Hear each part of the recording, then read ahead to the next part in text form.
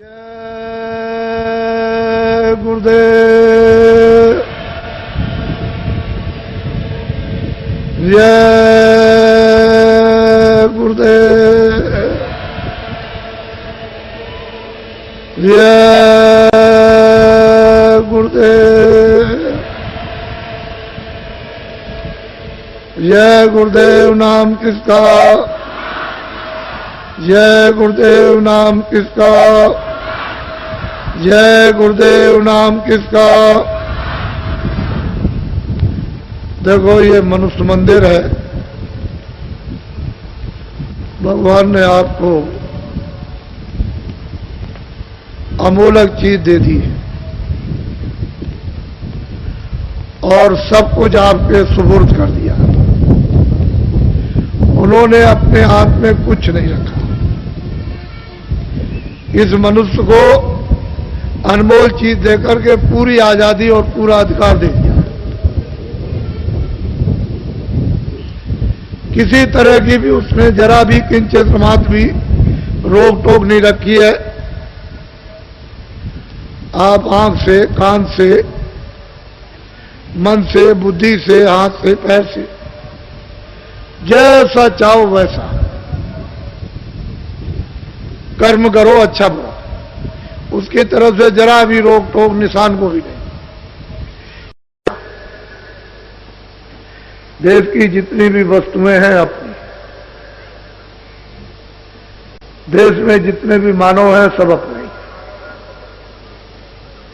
देश एक मुसाफिर खाना है, एक सराय है जिसमें हम लोग सबके सब उस सराय में, बड़ी सराय है, बड़ा धर्मशाला है जिसमें आ रहे और जा रहे,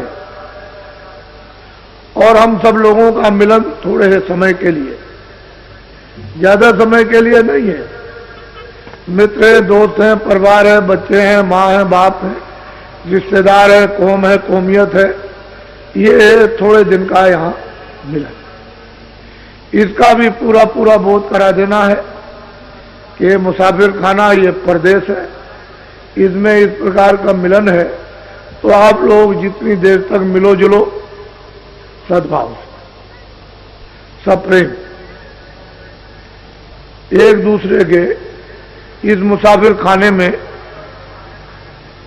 जो धर्मशाला उसमें काम आओ, आप उसके काम आओ, वो आपके काम।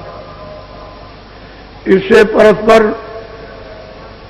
ये मानो भौतिक बुद्धि, प्रेम, विवेक का बढ़ेगा। जब प्रेम आपस में विवेक का बढ़ने लगेगा तो भौतिक बुराइयां अपने आप छीड़ होने लगेंगी, कमजोर होने लगेंगी। उनकी तरफ से बुराई से लगाओ कम होने लगेगा। चाहे वो हिंदू हो, चाहे मुसलमान, चाहे सिख ईसाई, छोटा बड़ा, अमीर गरीब कोई हो, लगाओ कम होगा। जब हम में आपस में प्रेम बढ़ेगा, भौतिक सांसारिक बुद्धि विवेक का, तो फिर हमको ये सुनने को मिलेगा कि हम तो विशेष काम के लिए यहां भेजे गए। मालिक ने हमको अनमोल अपनी कारीगरियों से हमको ये तन, ये शरीर, ये जिस्म दिया है, तो हमारा काम तो और है इन्हीं के कामों के साथ में। तो आपने फिर आत्मिक जागृति आप में होगी और फिर वो आत्मिक प्यास लगेगी। जब भूख लगेगी, प्यास लगेगी, तो आदमी उसके लिए कि हमको प्यास लगी है और ये सब अच्छा नहीं लगता, तो वो दौड़ेगा कहीं पानी मिल जाए। तो महात्माओं के पास में ये जल है, भोजन भी है और जल भी, वहां इनको आध्यात्मिक पीने को मिलेगा। उनके पास इसका मुहाना है, स्रोत है, झरना है जो निकल रहा। उस घाट पर अमृत की धारा निकल रही, पीने वाले पी सकते हैं, लेकिन आपको प्यास लगे तब मुंह बंद किए रहोगे, जबरदस्ती कोई मुंह में खोल करके अगर डालना चाहे पानी तो आप बंद कर लो, तो कैसे डाले? तो उसे प्यास के कारण मुंह खुल जाएगा। तो महापुरुष फिर शीतल, जैसे पपिया होता है, उसको जब प्यास लगती है तो इस पानी से उसकी प्यास नहीं जाएगी, वो घड़ों का घड़ों पी ले, लेकिन वो लेट जाता है पूर्णमासी के दिन और मुंह खोल लेता है कि मालिक मुझे बहुत प्यास लगी है, इस पानी से मेरी प्यास नहीं जाएगी।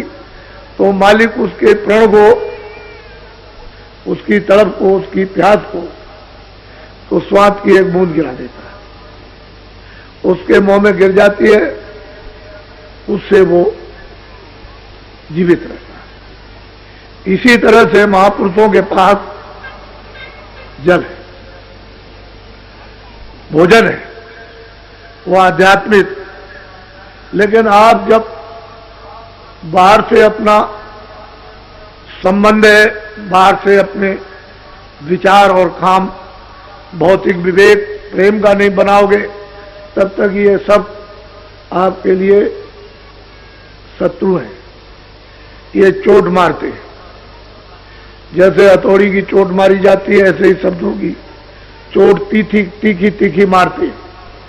तो उससे मतलब यह है कि शरीर जो है व्याकुल हो जाता है, बेध जाता है, और किसी के शब्द बर्दाश्त नहीं होते। लेकिन जब प्रेम हो जाएगा तो सब वही कड़वे शब्द जो मारेंगे जैसे फूल लग रहे हैं, आपके दिल दिमाग पर उसका कोई असर नहीं किसी तरह का। तो असल में चीज यह है कि ये जो प्रस्ताव पास हुए ये काम के लिए, दया आपके साथ शामिल है। वो जब आप चलोगे तो निमित्त मान बन जाओगे, दया काम करें। काम आपका कम और मेहनत कम और काम ज्यादा दिखाई देगा। ऐसा मालूम होगा कि पहले ही से कोई काम कर गया, लेकिन तुम निमित्त मात्र तो बनो। तुम निमित्त मात्र बन के जब तो प्राप्त करो, और तुम निमित्त मात्र नहीं बनोगे तो ये बोध और अनुभव कैसे होगा कि आगे कोई काम कर गया। आपने काफले में देखा और लोगों ने, सबने कानों से सुना, बुद्धि से सोचा कि लोग बैठे हुए हैं, कहते हैं अरे भाई आपका काफला आप आज आ रहा कि कल निकल गया? कह लगे भाई वो तो अभी पीछे आ रहा, अभी तो नहीं निकला। कह लगे जो लाखों आदमी कल से निकल रहे झंडी लेकर के और जय गुरुदेव बोलते हुए, वो कौन लोग थे? हमने भाई वो तो काफला पीछे आ रहा। सब लोगों ने सुना काफला पीछे आ रहा। जब आपको यह अनुभव हो गया कि देश के भूत भी, प्रेत भी आपकी मदद कर सकते हैं, तो आप ये बात क्यों नहीं समझते हो कि दया हमारे साथ शामिल हो जाए, हम निमित्त मात्र बन जाए, काम करने वाले आगे काम कर देंगे, तुम समझोगे कि ये काम तो पहले ही से तैयार है। तो उसमें आपको ये राज नहीं मालूम। तो अभी जो तकलीफ आ रही है, ये 92 का वर्ष है। इसमें विश्व और भारत के लिए इसमें राजनीतिक तरह तरह के उथल पुथल, ये नहीं कि सारे मुल्क में, सारे विश्व में और भारत में, और सामाजिक जातियों का उथल पुथल, साथ ही साथ में धार्मिक, ये सब उथल पुथल होगा। और सारे विश्व में आर्थिक, ये मत समझो कि ये आर्थिक रुपए पैसे का उथल पुथल भारत में नहीं, सारे विश्व में, चाहे अमेरिका हो चाहे रसा हो। आपको तो जरा ज्ञान प्राप्त करना चाहिए। जो इतना कट्टर कम्युनिस्टवाद, जिसके लिए मैं कहता रहा कि भाई चीन भी खत्म हो जाएगा, पहले से चिल्ला रहा, तो ये मजाक समझते थे। ये समझते थे बाबा जी ऐसे ही अंधेरे में कह रहे हैं, ये रसा खत्म हो जाएगा, ये चीन खत्म हो जाएगा, चीन बात खत्म हो जाएगा, ये बात खत्म हो जाएगा, और वो लोग मस्जिद में और मंदिर में जाने लगेंगे, और वो लोग अपनी देवी देवता की पूजा करेंगे। तो ये लोग उस समय पर मैं बोलता था तो मजाक समझते। आप इसकी प्रेरणा लो, जो अभी 6 महीने के अंदर में रसा में कितना बड़ा परिवर्तन हुआ कि कल कुछ आज कुछ, और फिर उसके बाद कुछ और उसके बाद कुछ, और बिल्कुल खत्म हो गया। तो क्या आप अपने यहां नहीं समझ सकते? उसको समझना चाहिए। दूसरे देश की मिसाल अपने यहां भी लेनी चाहिए। ऐसा नहीं कि गुमसुम बैठे रहे आंख बंद करके और बुद्धि को कुम्मक बना ले कुएं जैसा, और बस उसी में बस उतना ही, उससे आगे कुछ नहीं। तो बहुत बड़ा आर्थिक परिवर्तन, और इसमें बनेगा कारण। ये मेरी बात को अभी याद नोट कर लो कि 4 प्रकार के तो मुद्दे हैं, राजनीतिक उथल पुथल के, सामाजिक जातियों के उथल पुथल के, धार्मिक उथल पुथल, और रुपए पैसे का अर्थ का उथल पुथल। लेकिन इसमें शाखाएं अलग हैं, तो इसमें बनेगा कारण। ये 92 का साल चैत तक लगा रहेगा। अंग्रेजी महीने से तो खत्म हो जाएगा आपका दिसंबर में, जनवरी में खत्म हो जाएगा 1 जनवरी को। लेकिन ये 92 का वर्ष जो है वो चैत तक रहेगा। इसमें बनेंगे कारण। जब कारण बन जाएगा तो बच्चों कार्य, मैं इनको कोई कष्ट नहीं समझ, मेरी निगाह में तो ये कुछ तकलीफ तो आगे आने वाली। आप सब लोगों को तो ये प्रक्रिया पता नहीं कि कुदरत की, भगवान की क्या लीला। हम तो ईश्वरवादी हैं। विश्वास मनुष्य हो, मनुष्य बनो, और अपने को दीनता स्थान पर बैठो, दीन होकर के।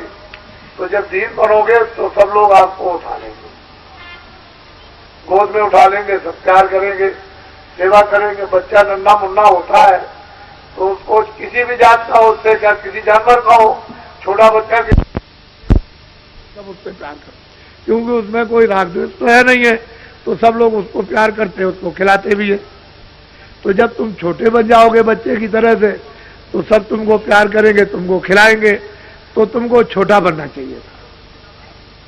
छोटे बन जाए तो फिर मतलब यह है कि बड़े, छोटे और बड़े बने तो बड़े से क्या होता? बड़े से होता क्या? एक चिड़ी मार चिड़िया पकड़ने वाला, वो चिड़िया पकड़ के बाजार में ले जा करके बेचता था। छोटी छोटी चिड़ियाएं पकड़ता था, बड़ी कोई नहीं पकड़ता था। बस एक पिंजरे में बड़े में ले गया, और 2 आने की, 4 आने की, 2 आने की, 4 आने की, वो सब लोग आए और चिड़िया खरीद करके ले गए। तो एक बहुत चिड़ी मार, उसने कहा, अरे भाई तुम क्या देखते हो?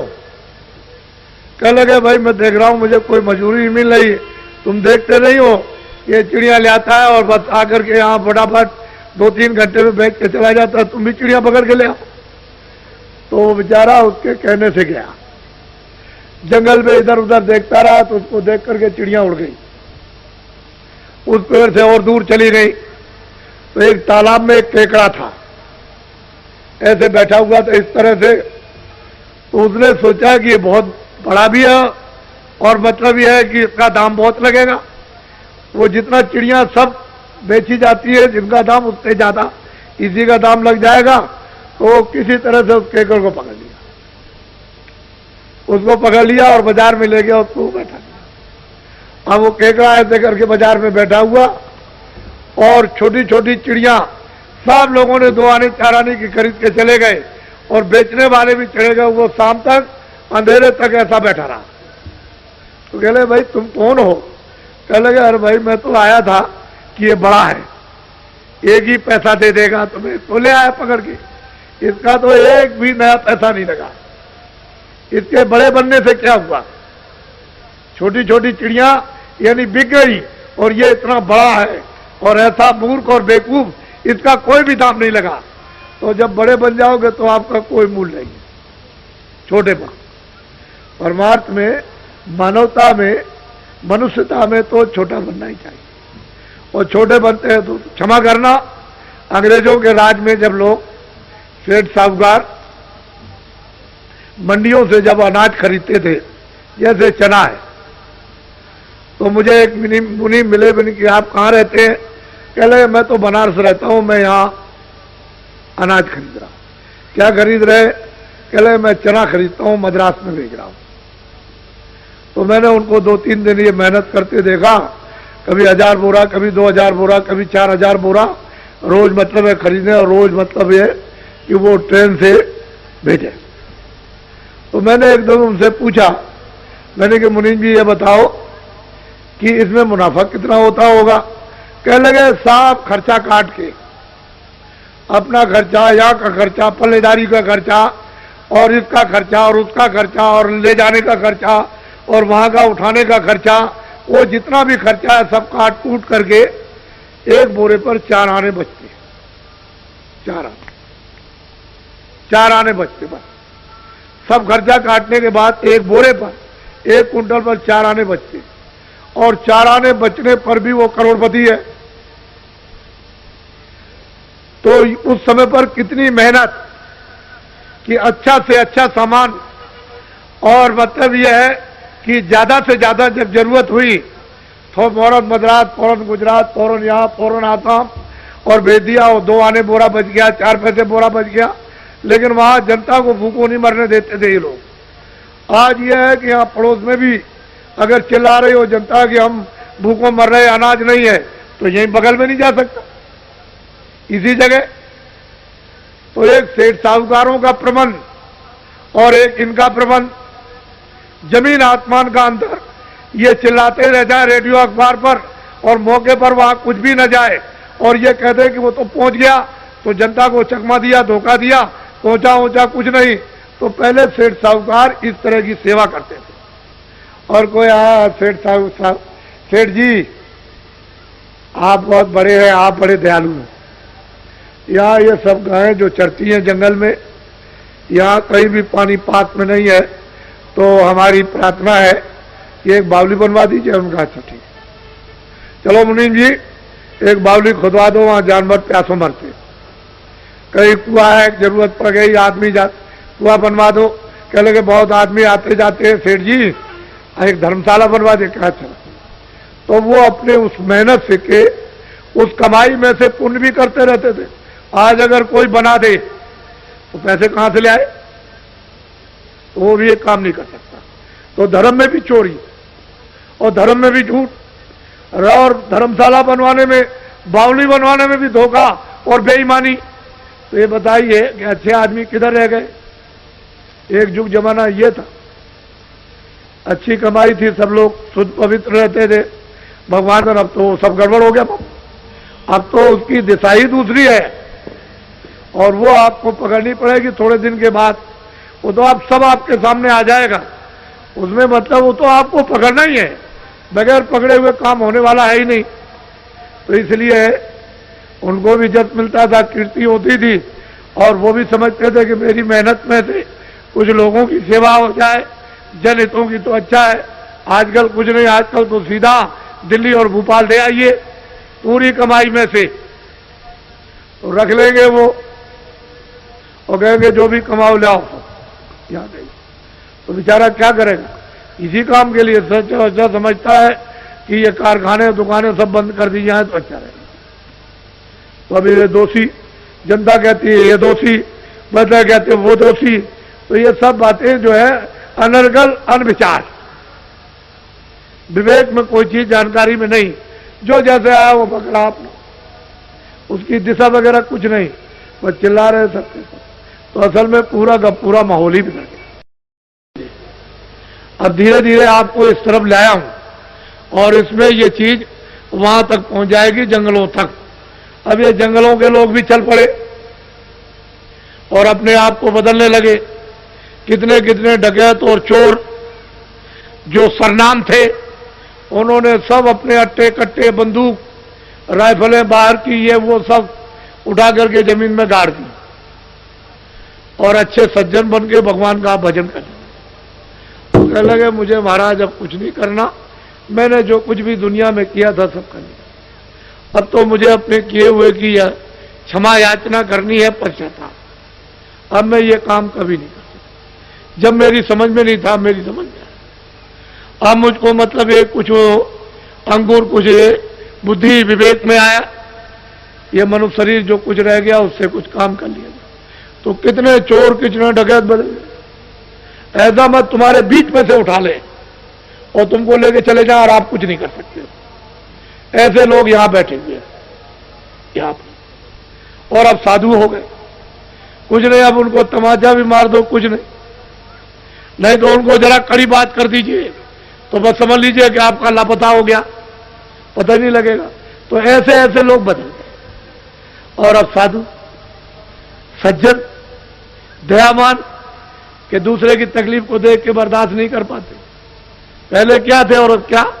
तो ये तो हमेशा परिवर्तन होता है, कोई आज का कोई प्रमाण नहीं है। ये तो पहले के भी प्रमाण है, अब भी है और आगे भी रहेंगे। तो बहुत परिवर्तन हुआ। तो ये तो आपको उसका भगवान का आशीर्वाद मिल गया। अब यह संदेश आध्यात्मिक है। ये जीवात्मा बहुत सदियों से इस जिस्म में इन कारागारों में बंद है। वैसे तो आपकी आजादी जो थी उसी का आपने दुरुपयोग कर लिया तो कर्म बंधनों में आप बंध गए, इसलिए ये सजा भोग रहे हो। ये पशु पक्षी चार ही खाने हैं, अंडज, पिंजर, उगमज और अस्तावर। जो अंडे से पैदा होते हैं वो सब अंडज, जो भी अंडे से पैदा हो उसको अंडज खान कहते हैं। जो पिंड से पैदा हो जेर से, वो सब पिंडज कहते हैं। उगमज कहते हैं जो जमीन से निकल आए, जीव जंतु आदि जब निकल आते उसको उगमज खान कहते हैं। और अस्तावर कहते हैं वृक्ष आदि जो पृथ्वी पर खड़े हुए। तो ये जीवात्माएं कर्म करके अस्थावर में यानी वृक्ष आदि योनि में चली जाती और हजारों हजारों वर्ष तक जो है वहां खड़ी रहती। ऐसी जगह पर उनको जन्म दे दिया जाता है। जैसे नाखून है तो इनको आप काट दीजिए, यानी पके हुए नाखून तो कोई तकलीफ नहीं, ऐसे डाल काटिए, ये काटिए, ऐसे काटिए तो जीवात्मा को कोई भी उस पर तकलीफ नहीं, कोई आवाज नहीं। उस तकलीफ का नाखून काटिए, बाल काटिए, मूछे काट दीजिए, दाढ़ी रोज बनाते हो तो आपको कोई तकलीफ नहीं। लेकिन चमड़ी काटो तो फौरन चिल्ला पड़ोगे, कच्चा नाखून काटो चिल्ला पड़ोगे। तो कुदरत ने ऐसी चीजें बना करके आपको दी हैं कि जीवात्मा को जहां जरूरत है वही तकलीफ और एहसास होता। तो वो योनि है 4 खाने 84। अब नस्लें हैं 84 लक्ष्य नस्लें हैं। पिंडज खान में कई नस्ल के पंछी, कई नस्ल के जीव जंतु, कई नस्ल के सांप, कई नस्ल के पंछी, कई नस्ल के कीड़े हैं, कई नस्ल के जानवर हैं। ये सब छोटे बड़े जानवर। तो ये अलग अलग कई नस्ल के पेड़ हैं, कई नस्ल के उपज जीव हैं। तो उसमें 84 लक्ष्य, ये 4 खाने। तो इसमें जीवात्मा विचारी बंद, अपने कर्मानुसार सजा दे दी गई, भोग रही। आपको कोई अधिकार नहीं है कि भगवान ने उसको सजा दी है तो आप उस पर जुल्म करो। तो किसी जीव जंतु को आप अपनी समझ से उसको काटो मत। पशु हो, पंछी हो, कोई भी हो, आपको काटने का जिसको जिसने बनाया वही उसका जिम्मेदार है। वो बना भी सकता है, बिगाड़ भी सकता है। तो बनाएगा और बिगाड़ेगा। आपको अधिकार नहीं है। क्यों कि आपको बिगाड़ करके फिर उसमें भेज देगा, सजा दे दे। तो फिर कितनी पीड़ा, कितना दर्द होगा।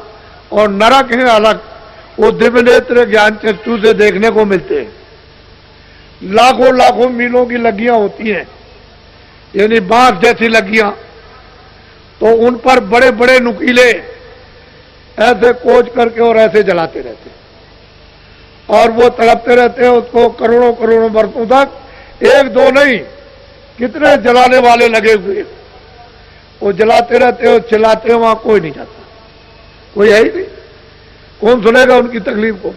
तो जो किया है तो भुगतने जिया, और तूने गुरु पूरा ढूंढ न किया। अगर गुरु को पूरा ढूंढता तो इस जिल्लत से, मुसीबत से, इस आफत से और इस पीड़ा से बच जाता। तूने तो किया नहीं, तो इसमें लगा रहा। तो और एक नरक नहीं, अनेक नरक। जलाने वाले अलग, दूसरे नाम के सड़ाने वाले अलग, तीसरे नाम के काटने वाले अलग, ये अलग अलग हैं, ये अनेकों नर।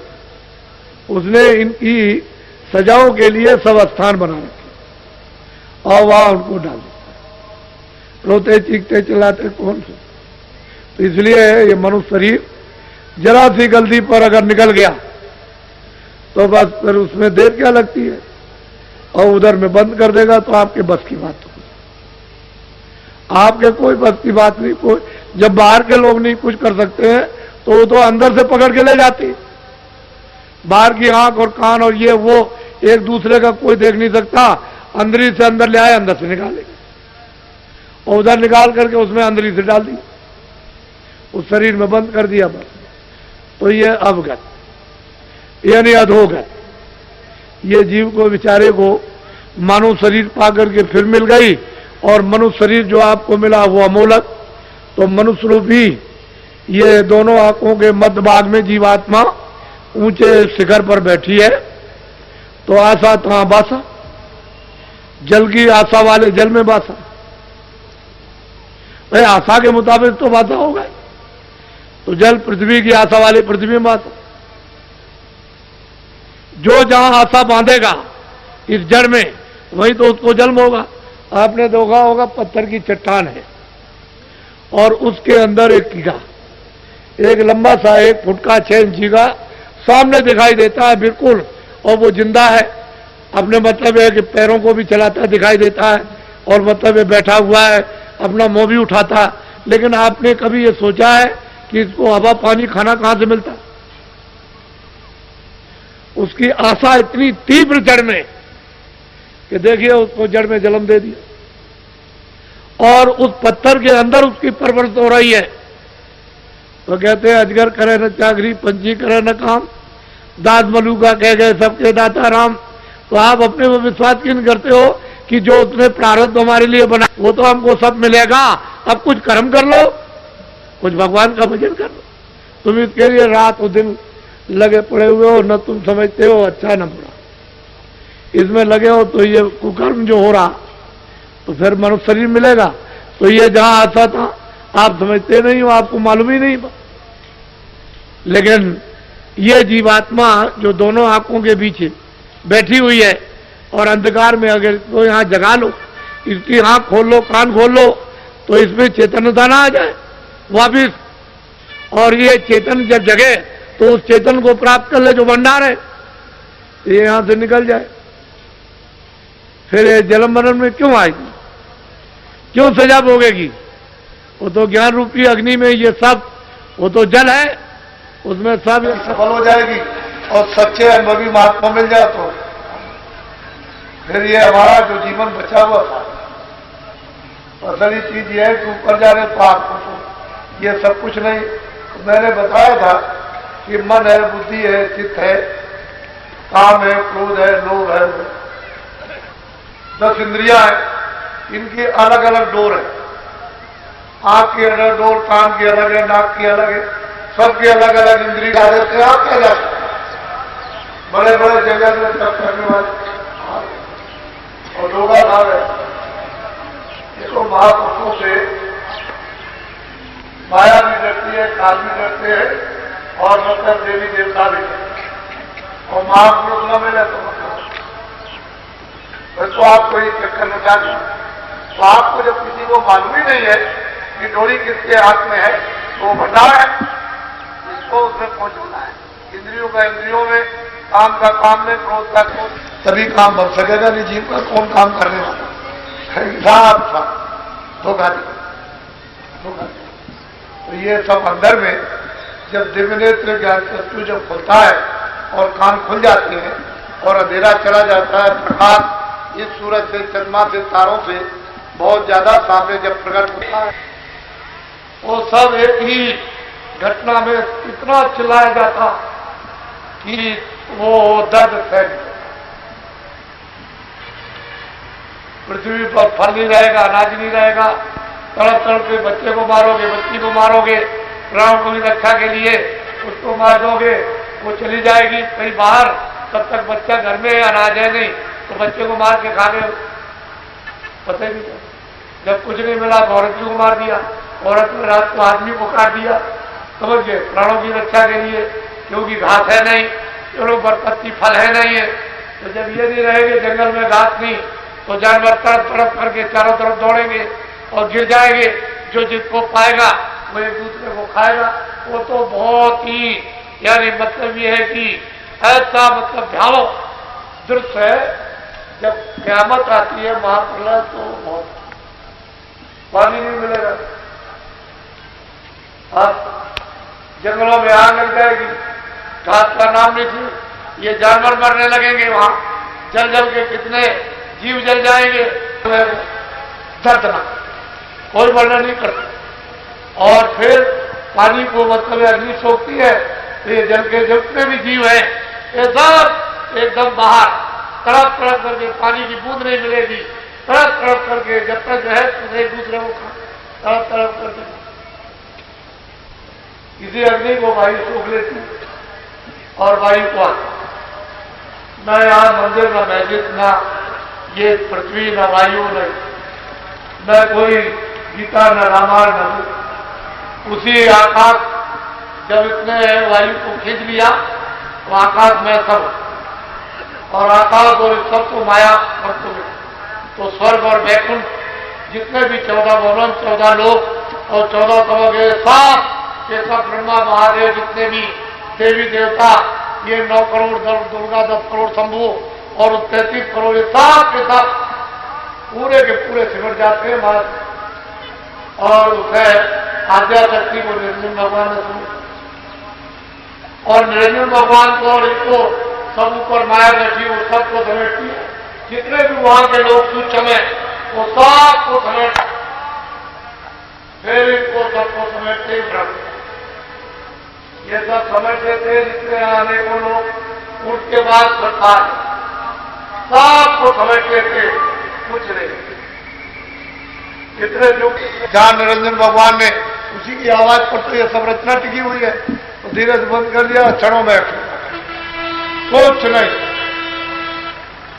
जब सूरज को जब खींचता है तो जरा सा ऐसे खींचा, बस शरीर निर्जीव हो गया। उसी सूरज के ही उस शक्ति और उसके ही प्रकाश से टिका हुआ, और जरा सा खींच के अलग किया, बस ऐसे ही वो बंद करता जब आवाज को, तो यहाँ किस पर टिकेंगे, कोई चीज टिकने वाली है ही नहीं। और पलक के मारते ऐसे ऊपर का, वो फिर मतलब है कि माया, वो प्रकृति बंद करेगी, आद्या महाशक्ति निरंजन बंद कर लेंगे, माया बंद करेगी, फिर वो ब्रह्म बंद करेंगे आवाज, ऐसे बंद कर लेते हुए खेल। ये सारी रचना शब्द नाम था, आवाज और बाजू, पूरा का पूरा ये सब उसी पर, और उसी आवाज पर हम उतरे और दोनों आंखों के पीछे बैठा दिया। तो आवाज तो छन के आ रही है, अगर बिल्कुल ही आवाज बंद हो जाए तो एक सेकेंड, एक क्षण में एक शरीर के अंदर जीवात्मा नहीं रह सकती है, तो आवाज का ठंडक का सहारा। और जब आंख कान खुल जाते हैं तो प्रकट हो जाती है, उसी को कहते हैं नाम जी जब जागे जोगी। उसे नाम को जगाकर जब जीवात्माएं उससे संबंध कर लेती है, जुड़ जाती है, पकड़ लेती है, योग पथ प्राप्त निकल जाती है। तो आपको तो ये राज कुछ है, इसलिए आप लोग ये हमारी सनातन अनाथ काल की ये आत्मिक विद्या दौलत संपत्ति है, और भारत में हमेशा यहाँ रहती है। इसके पूरे जाने वाले महापुरुष पूरे हमेशा रहते, एक जाएगा दूसरा तैयार, दूसरा जाएगा वो बोझ फिर तैयार, तीसरा जगह है। इसीलिए बराबर ये कहा गया है कि महापुरुष को भी खोज करो, आगे आने वाली पीढ़ी को भी खोजना, उसके आगे पीढ़ी आएगी उसको भी खोजना, उसके आगे पीढ़ी आएगी उसको भी खोजना। इससे ये पता चलता है कि वो यहाँ आगे इस मनुष्य तन में रहते, लेकिन उनको कोई जान नहीं पाता, पहचान नहीं पाता, समझ नहीं पाता, परख नहीं पाता। और वो किसी के ऊपर दया कर दे तो दया करो कि चलो जल्दी से अपने ये परदेश है, यहाँ घर नहीं। स्वर्ग भी अपना घर नहीं है। ब्रह्मांड ने, मीराबाई ने, रैदास जी ने, कबीरदास ने, तमाम महात्मा आए, तुकाराम आए, करणदास जी आए, तमाम महात्माओं ने कलयुग में इन जीवात्माओं को मनुष्य रूपी इस मंदिर से जगा करके और पहुंचाया वहां, और आते और जाते रहे। जब पूरा समय उनका यहां का समाप्त हुआ और नहीं कितने पहुंच गए। इसी तरह से जीवात्मा, तो ये छोटा मोटा जिम्मेदारी का काम नहीं, ये सबसे बड़ी मृत्योग में जिम्मेदारी है। बड़ा सुलभ है, बड़ा सीधा। तो साथ साथ ये भी विद्या लो और ये भी काम अपने से। मैंने तो कभी ये कहा नहीं है कि आप खेती छोड़ो, दुकान छोड़ो, दफ्तर छोड़ो और कपड़े छोड़ दो, खाना छोड़ दो, बच्चे छोड़ दो। मैंने तो आपको हमेशा ये बताया कि ये सब काम करके और बाल बच्चों की सेवा करने दो। रास्ता मैं सीधा बताता हूं, मदद कर दूंगा आपकी, तो जल्दी से सहारा मिल जाएगा। तो सीधा चलो आप अपनी जीवात्मा फिर सच्चे भगवान का बोलते घर में गृहस्थी में। अरे 23 घंटे और काम करो, 1 घंटे थोड़ा सा इसमें समय दे दो, 5 मिनट, 10 मिनट, 15 मिनट, तो दिन भर 5-5 मिनट जोड़ लेना, 1 घंटा कर देना, 23 घंटे अपने काम करो। तो ये सुना। लेकिन घर बार छोड़ के जो साधु बन गए, चाहे आप उज्जैन में जाओ, काशी में जाओ, अयोध्या, मथुरा जाओ, भगवान का भजन नहीं करना, से भी दूर चले गए भगवान।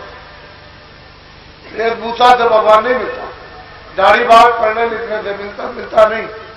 वो तो जब जीवात्मा जगेगी तभी काम। फिर तो उससे बहुत दूर हो गए। उन पर तो काम, क्रोध, लोभ, मोह, अहंकार, ये भूत सवार हो गए और वो चट्टी लिए हुए उनको हट नहीं सकते। उनके पास हटाने का कोई उपाय नहीं है। तो मतलब है कि चट्टी लिए हुए, बुद्धि भ्रष्ट किए हुए। जब क्रोध आएगा तो बुद्धि भ्रष्ट होगा और झगड़ा हो जाता है तो धर्म नष्ट होता, धर्म नष्ट हो जाता, मानव धर्म चला जाता। और क्रोध आएगा तो बुद्धि नष्ट होगी। आप जब ये काम करोगे तो फिर ये तो हो ही जाएगा। तो महात्मा बन के आपने झगड़ा किया और क्रोध आपको आ गया तो बुद्धि नष्ट हो गई। आपकी समझ में अध्यात्म क्या है? और कितनों की जाने चली जाए, धर्म के नाम पर क्रोध आए, बुद्धि भ्रष्ट हो जाए, कितनों की जाने ले लो, तो दया कहां रह गई? इसलिए दया तो कल्याण, ये तो आपको रखने को। और जब दया जीवों के प्रति नहीं होगी तो क्या जीवों? सब जीवों को मुझको मान, इन जीवों में होकर के मुझको मान ले, मुझको देख ले कि ये मैं ही यहां पर हूं, मैं इनसे अलग हो गया हूं, मैंने इनको अधिकार दिया है, ये खेल है और तू इन पर दया, तो दया करोगे तो पहचान लेंगे। बात कोई भी आदमी ये समझना नहीं कि मैं नहीं रहूंगा तो काम नहीं होगा। सब अपने आप को नए सोचो कि मैं बिल्कुल नया हूं। पुराने से पुराने जो 20 साल के, 30 साल के, अपने आप को नए। जब तक ही आपको आदेश न मिल जाए कि आप किसी का काम करो, तब तक ये काम करना नहीं, ये सब हो जाए तुम्हारे ऊपर आएगा और बड़े से बड़े नरक में सजा मिलेगी। ये काम करना नहीं, क्योंकि तुम इस बोझे को उठा नहीं सकते हो जो जीवों का बोझा, ये कुकर्म का बोझा उठा नहीं सकते हो। और तुम अपने मन मस्ती में अगर कुछ काम करने लगे तो ये बोझा तुम्हारा, ये बहुत हो जाएगा और फिर जुग जुग नहीं उठेगा। तो अपने आप को नया, बिल्कुल मैं नया हूं, कुछ नहीं जानता हूं, तब आप अपनी चीज को बचा सकते हो। जो चिंगारी है जो थोड़ी बहुत आपको मिलती है, उसकी हिफाजत कर सकते हो जरा देर में खत्म। उसका धन और खजाना हिफाजत से बिल्कुल बचा करके रखो। कोई हाव भाव से ये न जान सके कि आपके पास में एक पैसा भी है, तब ये बचेगा। और जरा सा भी आपने इसका कुछ आपने पता तो लुट गए, आपके पास कुछ रहेगा नहीं। इसलिए संभल के हिफाजत। जब आपको नहीं कहा कि वही सिद्ध है ज्ञान, तो आप क्यों उसमें फंसते? बहुत लोग टाट पहन करके प्रचार करेंगे, जो तो हम सबको सुनाते हैं, सबको बताते हैं, तो ऐसा काम मत करना, नहीं बड़ी सजा मिलेगी। पीछे चिल्लाओगे, ये नकल का काम मत करना, नकली काम करोगे बहुत सजा मिल जाएगी। आप अपने बचने का काम करो, जिस काम के लिए वो काम करो अपना, ताकि आपका छुटकारा हो जाए और आप खुद अपना नहीं कर सके, दूसरों की तरफ जुड़ गए तो आपके पास क्या कुछ। तो बहुत से लोग ऐसे अज्ञानी, और मतलब यह है कि क्रोध में बुद्धि नष्ट करके ऐसी नकल करते हैं तो नुकसान है। ऐसा काम कभी मत, और ये कभी मत समझो कि मैं नहीं रहूंगा, मैं तो जहां कोई नहीं है, चलो मैं अभी चलता हूं देहात में और मैं तुमको जमघट अभी दिखाई देता हूं, वहां चल करके, और तुम लोग छुप के देखना, और देखो कितना बड़ा जमघट सुनने को आता, जहां कोई भी प्रसंग नहीं। तो ऐसा क्यों समझते? जो तुमसे सेवा हो जाए, आंख की, कान की, हाथ की, पैर की, धन की सेवा करो, अन्न की सेवा करो, पानी की सेवा, रास्ते में खड़े हो जाओ कि भाई इधर में संदेश हो रहा, तुम बता दो, इसका भी तुमको पुण्य मिल जाएगा, वो काम करो तुम अपना आध्यात्मिक पुण्य लेने का। ऐसा काम मत करोगे अपना भी नष्ट हो जाए और तुम भी वंचित हो, लोग भी वंचित हो। और महात्मा ऐसी चीज आपको देखे हैं कि जिससे आप कल्याण हो जाए। ये तो बहुत सुलभ है, लेट के करो, बैठ। तुम बच्चों को पैदा होने देते, वो तो मालिक अपना विधान रखे है, और मतलब ये वो अपना इंतजाम किए हुए, तुम उसके खेल को क्यों बिगाड़ने लगे? वो तो पैदा करने का रास्ता तो आप उसको बंद कर। नहीं नहीं नहीं, तो 40 करोड़ की आबादी से अब इस समय आज 2 अरब की आबादी हो, तो आपने क्या कर लिया? क्या आपने कर लिया? बड़े नसबंदी गिरफ्तार करने वाले आए थे, और अभी और रोकोगे तो और आबादी बढ़ जाएगी। कुछ नहीं कर, पता नहीं वो क्या हिकमत लगा के आपको क्या मालूम। तुम कोई उसके ठेकेदार, अरे जो ठेका दिया गया उसको तो किया नहीं, और उस रास्ते को बिगाड़ने लगे कि हम तुमको दुनिया में नहीं रहने देंगे, और तू कहा हम तुमको निकाल देंगे। ऐसा ठेका लेने लगे, जो काम दिया था, जिसकी प्रतिज्ञा वो तो किया। इसलिए अब उस काम को नसबंदी गिरफ्तार को नहीं करता। इसको ध्यान में जो किया है, एक बार देवियों जब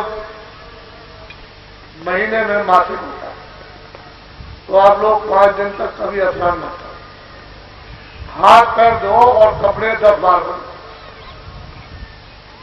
लेकिन स्नान मत करना, शरीर पर पानी मत डालो। जब तुम पानी डालोगी तो खून खराब रुक जाएगा, रखे खून में गंगा भी स्पुष्ट रहता है। अब कुछ नहीं है, नर खुल गया और बस आप बैठ गए, 5 दिन तक रोज नहाते, वो सब बीमारी वही रुक करके और फैल गई। अब वो निकाले नहीं निकलती है। तो ये आप घर में बच्चियों को सबको बताओ, जिसका जो, और आप इनको छुओ मत, दूर रहो। खाना पीना भोजन इत्यादि नहीं छूना चाहिए, इससे भी बहुत भयंकर बीमारियां आ जाती हैं, तो अलग रहो। और जब नहा लो उसके बाद में सको। तो ये महात्मा बताया करते थे, ये महात्मा का काम नहीं था, ये तो पंडित जो आपके घर में वो बताया करते थे, और पंडितों ने बता रखा था माताओं को, वो माताएं घर में बताती तो आपने बच्चों। ऐसी नई सभ्यता और ऐसा नया चरण आया मतलब विचारों का कि ये सब खत्म कर दिया और लोग ही हो गए। अब ये बातें कोई बता नहीं सकते, जो आपको हम बता रहे, ये तो आपकी बात थी, इसको पहले ही बता गया, लेकिन सब रोगी। इसलिए ये तो करो मत, जो किया तो कर लिया, वो तो आपको दंड मिल ही जाएगा। लेकिन हाँ, अगर कहीं आ गए तो क्षमा भी हो सकता है, जब आप प्रायश्चित हो तो क्षमा भी कर सकता है, लेकिन मां को क्षमा करेंगे और कोई वो तो क्षमा करना ही है। काल रूप में केंद्र ब्राह्मण, शुभ और शुभ कर्म फल जाता है। मैं काल रूप हूं और सबको शुभ और अशुभ कर्म का मैं सजा, मैं किसी भी कर्म को माफ हूं। वह तो ये तो वो तो बड़ी ऐसी है, अखंड है, वो तो इधर उधर हो नहीं सकती। अब महात्माओं के पास जाओ, उनके पास ये क्षमा, वो क्षमा नहीं करेगा जिसने विधान रखा। जो इसका इंसाफ करता है वो क्षमा नहीं करता, उसके आगे आने जाने वाले वो क्षमा। तो वहां आप पूछ नहीं पाओगे तो क्या? ये सब चीजें आपकी जरूरत की थी, उसको समझ लेना चाहिए। तो पहले ही आपने नहीं समझा और आप एक तो ये हो गया, एक तो चीजों में फंसे, तमाम चीजों में फंसे, या छोटे बड़े गाने सबको सब पसंद। और ये अमूलक चीज जो, और जीवात्मा को कोई शिष्य बना नहीं सकता, ये उसका इसमें रूप है। तो अपने आप को शिष्य सब बने, क्योंकि मालिक के रूप को, मालिक की चेतनता को कोई मतलब शिष्य नहीं बना सकता। वो जो शिष्य बनने की बात है वो हो गया। जब तक अपने को बोध नहीं होता है, काम है, क्रोध है, लोभ है, मोह है, इनको दूर करने के लिए तो आप शिष्य। लेकिन जब ये आत्मा जाग गई तो नई गुरु और नई चेला, सब में बोले एक अकेला, वहां न गुरु है न चेला। ये विकार है, तभी तक अपने को समझते हो मैं शिष्य हूं, और आप अपने को समझते हो गुरु। और विकार दूर हो गए, वो तो समझते ही नहीं आपको शिष्य, वो तो अपने आप को समझता है। तो मालिक के रूप को शिष्य होता है, न गुरु बना सकता, वो तो मददगार है, सेवादार, और वहां तक पहुंचा देगा। वो खुद पूछेगा कि कौन लाया, तो वो खुद चिल्लाएगा कि बलिहारी उन गुरु की जो गोविंद जी होता। ये सब श्रेय और सब कुछ है, ये उनका है जिन्होंने आपके पास। तो मैं तो मृतलोक में उनको सबसे बड़ा वो कहता है, उन्होंने कुछ नहीं कहा, वो तो कहते हैं हम तो इस सेवक। तो मालिक के उस रूप को शिष्य नहीं बना सकता, ये बड़ा गहन विषय है। और अगर अब शिष्य बना लिया और गुरु बन गया तो सीधा नरक हो, दरवाजा को अंधा गुरु और बैराग सेवा वो हो नरक में ठेला ठेला। तो आप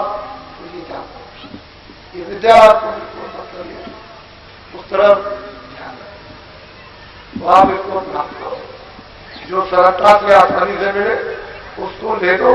अरे घर में गंगा बहे आपके गांव के किनारे, तो सबको उस ब्रह्म गंगा में अपनी आत्मा को अपना करना चाहिए। और नहीं करते हो तो फिर वो समय निकल जाएगा, वो तो मतलब है बहती हुई निकल गई और फिर सूख गई। तो आप क्या समझते, ये भागीरथी थे, वही ब्रह्म गंगा जाए, ब्रह्मलोक से उसकी धारा, आसमानी आवाज, उन लोगों में बड़े बड़े दरिया बहते, कितने बड़े बड़े दरिया है जिनकी पैमाइश कोई नहीं कर सकता, और उन्हें निर्मल स्वच्छ, बालू का, मिट्टी का कोई नाम निशान नहीं। और नीचे देखो तो कितने लाख नीचे दिखाई देता है उस पानी में। अब पानी कहे कि क्या, तो मालिक की लीला। ऐसे ऐसे दरिया, जब ये रूहें जाती है जीवात्माएं वहां, उसके किनारे तो स्नान करती है, एक दो ही दो नहीं, नदियों के किनारे स्नान करती है। मालूम होता है कि सारी आत्माएं तो यहीं नहा रही होंगी। अब वो तो ऐसा, वो तो अमृत है, ये पानी नहीं है, ये न यहां कोई मिट्टी, न ऐसी मिट्टी जहां वो बह रही। ऐसे ऐसे विशाल बड़ी बड़ी नदियां, बड़े बड़े मतलब नाले, समुद्र बड़े बड़े, ये सारा विश्व है। वो मतलब यह है कि मालूम होता है कि एक इतना सा टुकड़ा, ऐसे ऐसे उन लोगों में जब वो सोते देखती हैं तो वहां का इतना ले आए तो यहां की क्या कीमत है। ऐसे आपके लिए उसने आराम, आनंद उन लोगों में रचना, ये सब मतलब ये कर रखी है, सब कुछ आपके लिए। आप यहाँ गलीज में पड़े हुए हो तो ऐसा। ये तुलसीदास जी ने जो लिखा है वहां त्रिवेणी में, यहाँ त्रिवेणी नहीं है, तो त्रिवेणी की नदी बड़ी, ये त्रिवेणी वहां क्या है, ये तो बालू मिट्टी की त्रिवेणी है, वहां तो मिट्टी नाम नहीं था, वहां स्नान। प्रगट पार प्रभु उर्वासी, ब्रह्म निलय ब्रज अविनाशी, काम होकर कारण। कहते हैं सबका सृजनहार तो पड़े, लेकिन रास्ता है, नाम को आवाज को पकड़ो तो पकड़ के चल चलोगे। उसने पौड़ी बना रखी है सीढ़ी, तो चढ़ चलो सीढ़ी पर, महापुरुष धीरे से चला लेते, अपने आप तो चढ़ के जा न पाओगे। तो मुसलमान सिख ईसाई कोई भी विवाद सामाजिक हो या जातियों का हो या धार्मिक, मोहब्बत प्यार से सब कुछ हल किया जाए। मोहब्बत प्यार में इतनी शक्ति और ताकत है कि किसी के भी दिल दिमाग को जीती है। मोहब्बत प्यार में मुसलमान की लड़की हिंदू के साथ, हिंदू की लड़की मुसलमान, और माँ बाप समाज के लोग कुछ नहीं। मोहब्बत प्यार में मकान ले लो, जमीन ले लो, मोहब्बती प्यार में सम्मान में ही लोग दान दे दे, ये सब है। और मोहब्बत और प्यारी में लोग सब ध्यान देते, घर बार छोड़ के। तो मोहब्बत और प्यार बहुत बड़ी चीज है, और वो हम सब लोगों में आप मंदिर ले जाओ, घर ले जाओ, ये ले जाओ, और मोहब्बत प्यार नहीं है, मान सम्मान नहीं, तो मतलब यह है कि कोई चीज एक नहीं है, तो वह झगड़ा हो जाएगा, कत्लेआम हो। तो अपने लोगों को इस धर्मनिरपेक्ष और प्रजातंत्र में कत्लेआम से करता है। ये राजनेता अपने अपने स्वार्थ के लिए, दिल्ली की और प्रांतों की गद्दी के लिए हिंदू मुसलमानों का, सिखों ईसाइयों का कत्लेआम का, जब देखेंगे तो एक दूसरे मुल्क को कत्लेआम करा, अपने लाभ के लिए करोड़ों मर जाए। अभी बस कहेंगे कि हमको बड़ा अफसोस है, करोड़ों चले जाए एक ही झटके में, कहेंगे हमको बड़ा अफसोस है, 2 करोड़ मर जाए अपने स्वास्थ्य। आप लोग इनसे बचो। घर में रोटी बनाते हो और रोटी को न पलटी जाए, उस गर्म तवे पर रोटी बना के डाल दिया जाए, न पलटा जाए तो क्या हो जाए? क्या हो जाए? जोर से बोलो।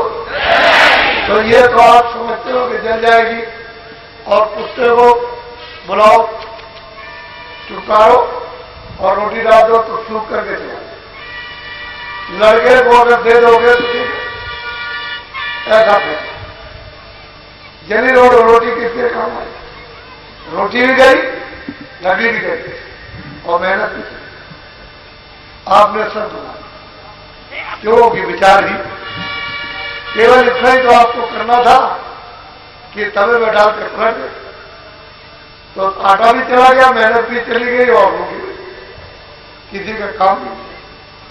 तो फिर पलट दो और तुरंत फिर पलट, और फिर पलट के उठा के चिमटे से जरा सा आग पर गर्म, उसकी गर्मी से पक जाएगी और उसमें मिठास आ जाएगी, और सब लोग उसको खाएंगे। बहुत दारू और शराब का नशा, ऐसा नशा देश में है, जितनी भी छोटी और बड़ी से बड़ी बुराइयां, ये सब दारू के नशे से आती।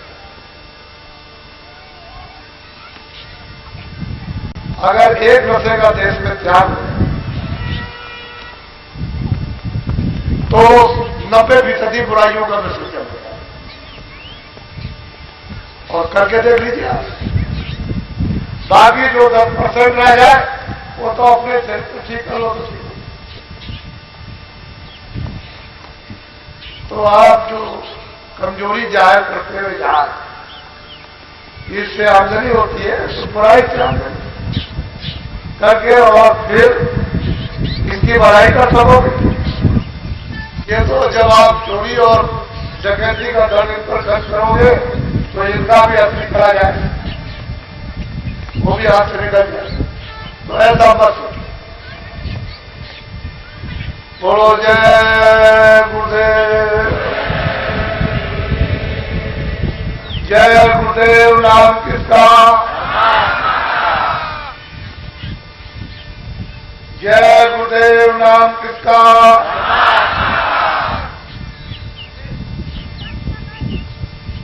जय गुरुदेव। नाम किसका?